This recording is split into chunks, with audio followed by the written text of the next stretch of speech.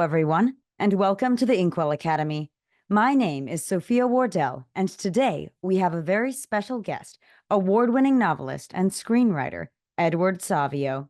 Edward Savio is a former Hollywood screenwriter and tech-savvy author who has redefined the creative process with his innovative approach to storytelling. Edward is the author of 9 novels and has written numerous film projects for Walt Disney Studios, Sony Pictures Entertainment, and many others. Thanks for joining us today, Edward. How are you doing, Sophia? Thank you for having me here. I'm really excited to talk to you and to talk to the people that are checking out Inkwell. First off, how do you ensure the worlds you create feel immersive and distinct, especially when you're blending elements of sci-fi and fantasy? The biggest issue is that people tend to think that a genre is a genre. Like, oh, I got to stick to this genre.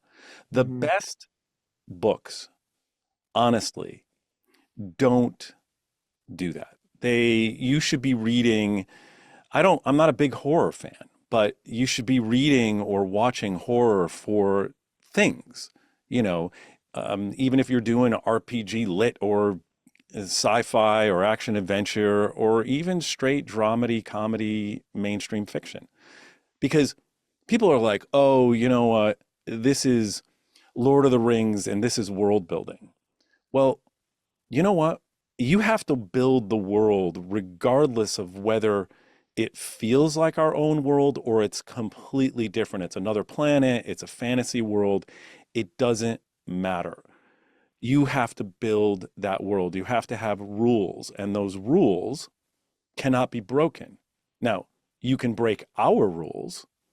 Mhm. There's all kinds of television shows and movies and books where uh, we're going to do this thing and you can't do that thing in reality, either ethically, morally, or legally.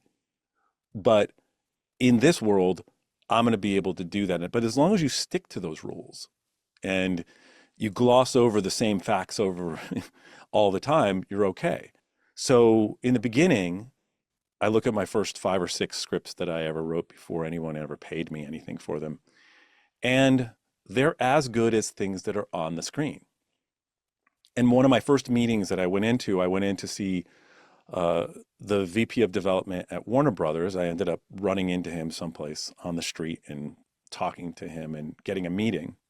And I went in, the guy read the script and he said, this is as good as anything on the screen. And I'm like, well, thank you very much. Thank you very much.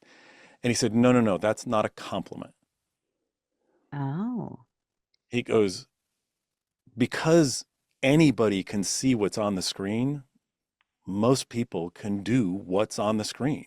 If you're Mm. halfway talented, you've got to give me something I haven't seen on the screen yet. You've got to give me more. You've got to give me the best of the best. Now, that's a really good point. So, when you are building these worlds, do you learn more from, say, research or your own imagination for inspiration? I always start with my imagination.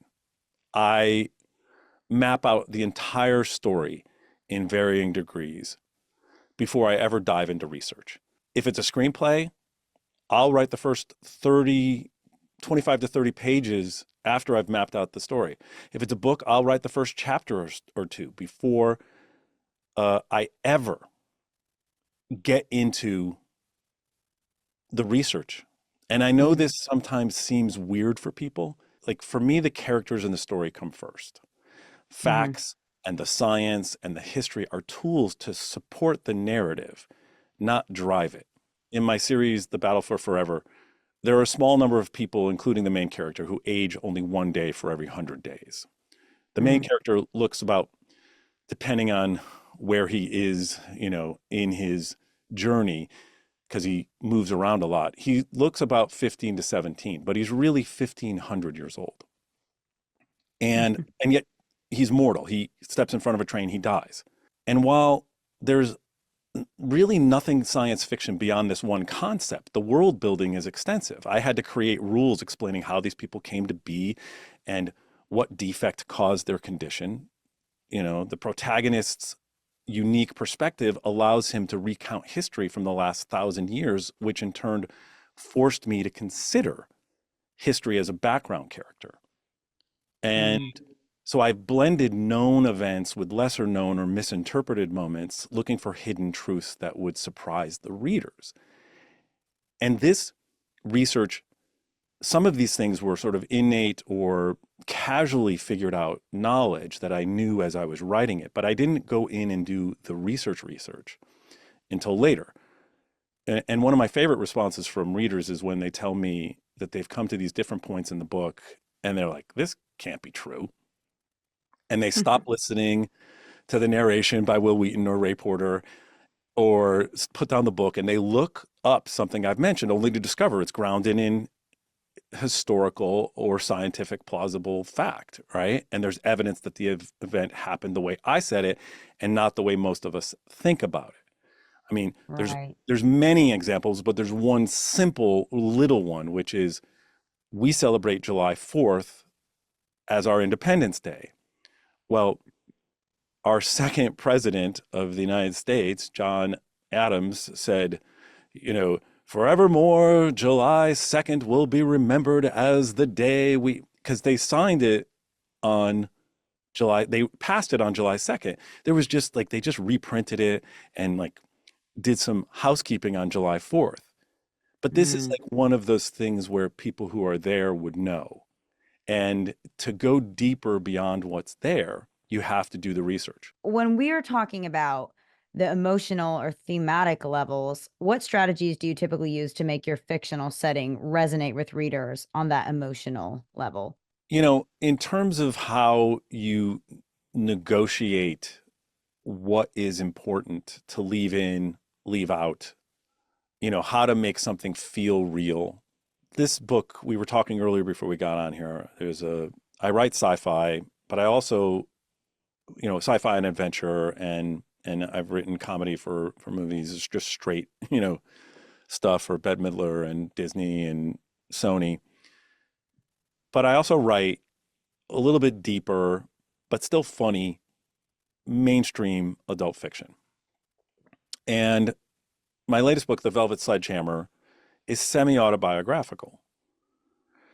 And so much of the character's past is me, and Mm. even a lot of the future.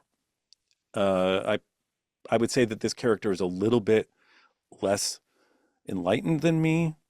You know, hopefully I'm a little more enlightened in that they're struggling through at this age in like their mid 30s.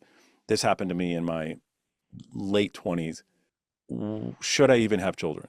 Given my childhood, given how my relationship with my father, how should I even go about this? And there are two tracks in this book. There's this, the book takes place in 1993, and it's the lead character is the negotiator for what would become the World Trade Organization. I had to decide what of my own life I was going to put in down here on the bottom, and Hmm. then go what of my own life up here on the top and the relationship thing. But also, I wanted it to be real. It's funny. And I don't know how I did it, but I made trade negotiating funny and interesting and a little sexy. And but I wanted to make sure that I had the tone right. And so Mm. after I wrote the first draft, I reached out to Mickey Cantor, who is the US trade representative under Bill Clinton, the man who actually negotiated the World Trade Organization. I begged him, a bit of begging. I wanted to get his insights, and he agreed to give me 5 minutes. You know, Mickey was, I don't know, it's probably $1,000 an hour attorney, right? At the time when I spoke to him. And I was thrilled because I figured, you know, in 5 minutes I could get two or three good nuggets that in that span that I could drop in to make this feel real to anybody who's like worked in government or in diplomat or whatever. It would just feel real. And our 5 minute meeting, however, turned into an hour-long conversation during Wow. which he told me dozens of great moments. And I think he spoke to me a long time because he agreed with me and confirmed many of my takes on things that were not far from the truth, just things I made up. Hmm. And I weaved Mickey's anecdotes and shadings into my draft and tweaking the details, but keeping the core intact, just layering over this like little bit. Like there's this one moment where he's got to get everybody to vote positively for this thing. It's an all or nothing thing. And the Japanese negotiator is just trying to escape because he wants more time. And I put him in, and my lead character have to go in because Mickey Cantor literally had to drag this guy in there. I I put him on one of those hotel things that, you put the baggage on, and had him literally get the guy and drag him and have the guy stand there like he's Washington crossing the Delaware as he's coming back in to try to, have some pride left after being dragged by this, much larger guy, this American, it was one of those things that was like, wow, that really makes this scene punch. That really adds something to this. But there are all these wonderful moments I had to cut out Mm. because if I was doing a one-man show or if I was sitting there telling you the story, you would love it. But because there's so much of this weaving in and out of backstory and foreground story that the audience can only go away from the main line to so much. Like you have to keep things moving. And so whether you're dealing with sci-fi, whether you're dealing with adult mainstream fiction, when you're world building, the most important thing is to remember that you don't want to get mired in the details, whether it's describing the spaceship or the space station or the building or the gold plated doors of the castle, whatever it is. It's like work work to find a balance.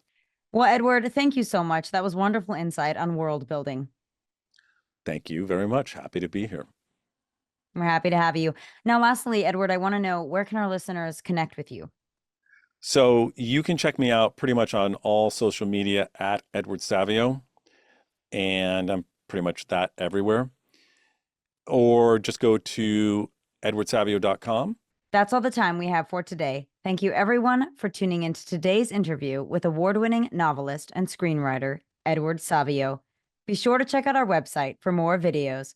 Wishing you all a fulfilling and successful writing journey.